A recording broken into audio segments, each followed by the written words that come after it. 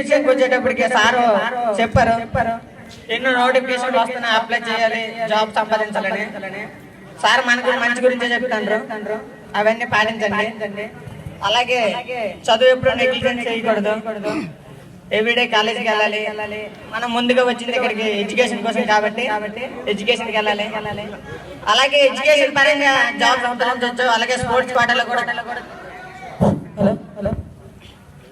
చదువే ముఖ్యం కాదు, అలాగే games, other activities, culture activities అన్ని కూడా ఇంపార్టెంట్. మన బాయ్స్ లైఫ్ లోకి అన్ని ఇంపార్టెంట్. Hello hello